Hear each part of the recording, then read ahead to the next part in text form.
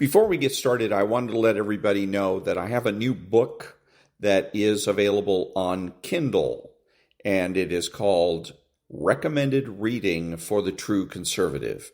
50 pages long, and if you have Kindle Unlimited, you can read it for free. Other than that, it's $3.99. So again, that is Recommended Reading for the True Conservative. And now, on with the podcast.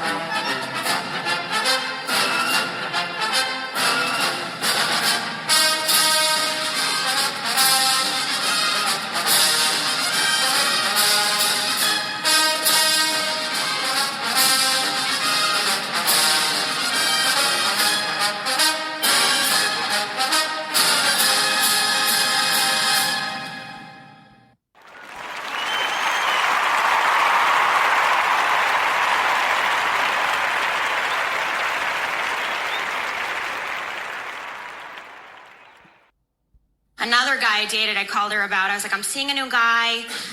He doesn't have a job right now. There is a slight chance he's a drug addict.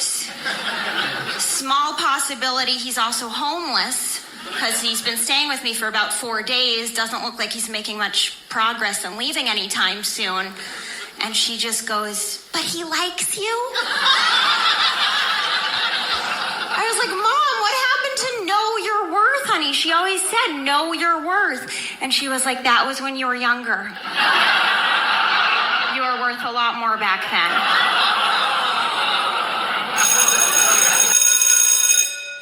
Good morning. It's Friday, Fight Song Friday, May the 22nd, and this is The True Conservative.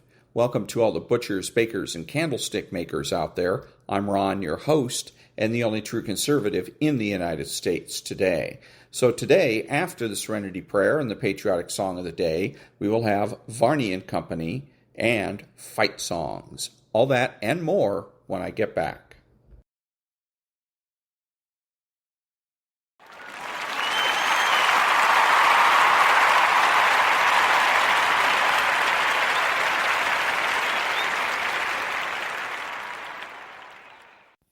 God grant me the serenity to accept the things I should not change, the courage to change the things I should, and the wisdom to know the difference.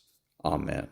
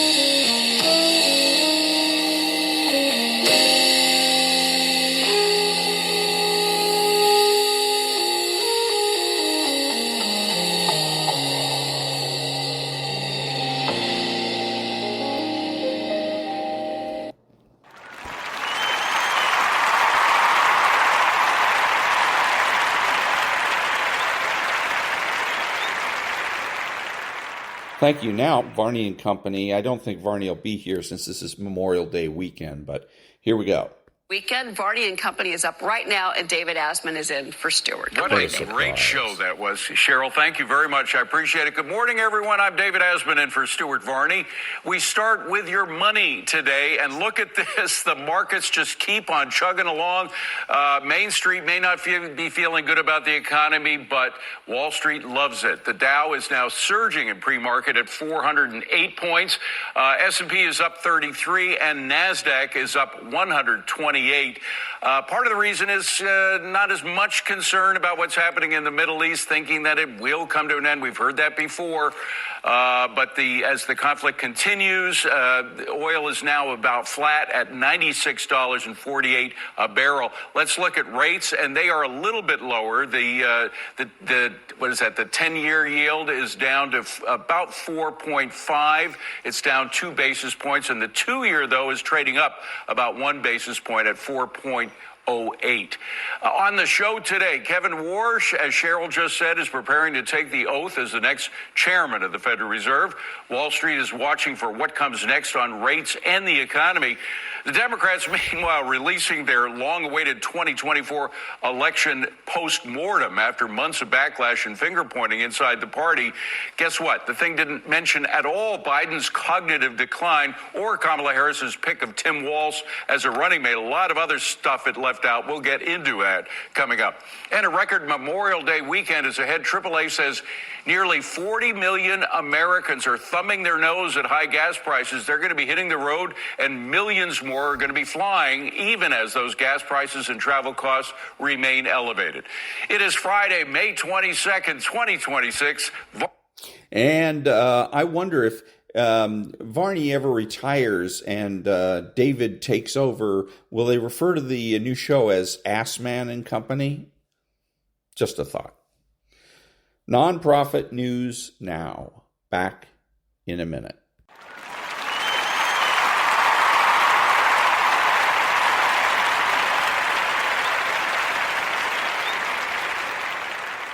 Thank you. A little bit of Law and Order again, and the two detectives are talking to a girl they think might be a witness. Sounds to me like you're a regular at these Botan gigs. I like their music. A lot of people like their music, Teresa. They don't all get backstage passes. What are you, my dad or something? Look, I'm not the first girl to like hanging out with musicians. Okay, so she overreacted here. These two guys made a statement, and this is one of the ways, the tricks that is used in our society today, narcissistic tricks that are now used by everybody, apparently even would-be police officers. And they make a statement, but they make a provocative statement. And the purpose of the statement is to test your reaction, to see whether or not you react or overreact. The proper thing for her to have done here is to say nothing. When he says, well, you certainly get around, as a statement. It's not a question. And when the other guy says, not everybody gets backstage passes, again, don't say anything. Okay, it's a statement, not a question. Listen carefully, and you can avoid a lot of pain. But it also demonstrates that narcissistic tools and techniques are alive and well in our society and used by almost everybody. Back in a minute.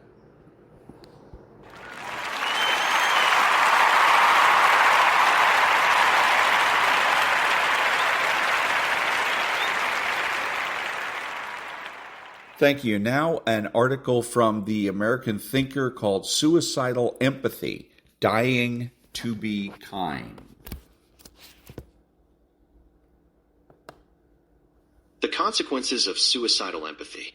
Empathy has been weaponized with palpably destructive results. Ramel Berg had been arrested 4 times since February 2nd for assault, burglary, drugs, and weapons charges. On May 7th, he was released from New York's Bellevue Hospital psychiatric facility, and a few hours later, he allegedly shoved 76-year-old Ross Falzone down a flight of subway stairs, resulting in Falzone's death. One of the prior assault charges involved a young woman who declined to press charges.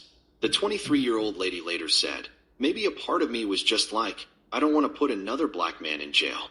Reportedly, she now regrets her choice, the tragic consequence of which has been cited as an instance of suicidal empathy, or more accurately in this case, homicidal empathy. The term suicidal empathy was coined by Professor Gad Saad, and his new book, Suicidal Empathy, Dying to Be Kind, revolves around the concept. Ramel Burke's repeated low or no consequence legal encounters and the young woman's confession about her mental disposition constitute two prime examples of the psychic malady in which compassion for ostensibly victimized groups is so overblown that it outweighs social well-being. Saad provides a plethora of additional examples, including attitudes toward illegal aliens, drug users, the homeless, transgenders, Hamas terrorists, and even socialism. These feelings are connected to destructive policies such as open borders, massive benefits for illegals, absurd indulgences for criminals, men and women's sports, anti-merit DI programs, and numerous redistribution efforts that reward failure and punish success.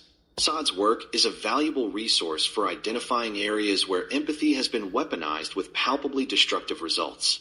Billed as an evolutionary psychologist, Saad is less focused when it comes to explaining the reasons behind what he frequently calls the misfiring, or even orgiastic misfiring, of the emotional system, thus linguistically linking suicidal empathy to a cerebral malfunction. Elsewhere in the book, Saad points to a highly theoretical cognitive function. The West's lack of a cultural theory of mind is destroying our societies. His primary focus, however, when it comes to the etiology of the affective malady, centers on academic institutions that spawn theories such as cultural relativism and deconstructionism, philosophical perspectives that undermine traditional ideas about truth and natural law. With intellectuals freed from the pursuit of truth, their endeavors move toward emotionally driven projects as opposed to rational analysis of moral principles and hard evidence, especially in Saad's case, evidence grounded in evolutionary development. C.S. Lewis came to a similar conclusion in The Abolition of Man based on the modern rejection of objective truth.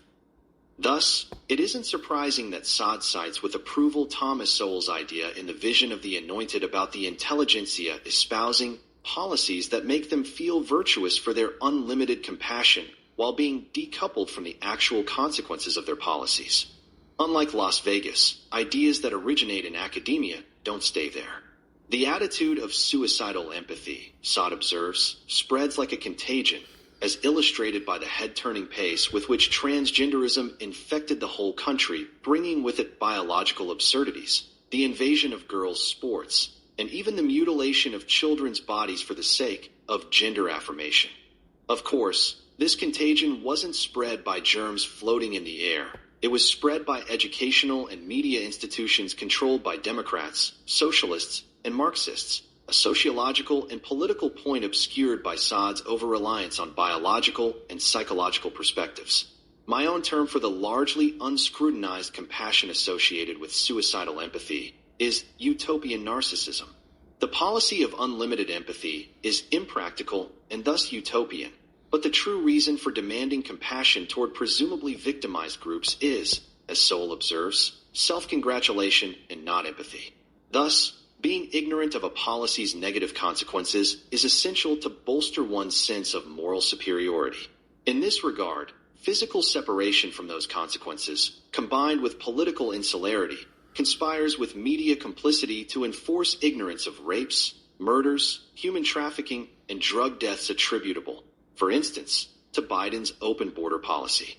Indeed, in California, identifying a criminal as an illegal alien by law enforcement or the media carries a professional stigma akin to use of the N-word. Better to hide the truth from Hollywood stars and a general public infected with suicidal or narcissistic empathy than to risk the discomfort of cognitive dissonance. Another explanation I would propose for unlimited compassion is even crasser than the aforementioned ego-inflating rationale, namely, power. Political players often feign empathy as a cynical tool to gain support from various groups. In the case of the Southern Poverty Law Center, their empathy secretly funded enemies of victimized groups to make it clear how important it was for like-minded folks to support their organization. If one wishes to add a messianic savior complex to this cynical power play, That oxymoronic combo can't be excluded. In short, Saad is to be commended for delineating the large number of cases where empathy for supposedly victimized groups has suicidal consequences. His diagnosis of the academic origin of the contagion also has merit, though additional and simpler explanations are available as well. Saad's heavy reliance on biological and psychiatric analytical tools, however, sometimes obscures motives that aren't all that murky. Self-aggrandizement, cynical manipulation, self-hatred, power, and even the thrill and benefits of blindly identifying with an elite in-group under the guise of compassion. And that was the article from the American Thinker, Suicidal Empathy, Dying to be Kind. Back in a minute.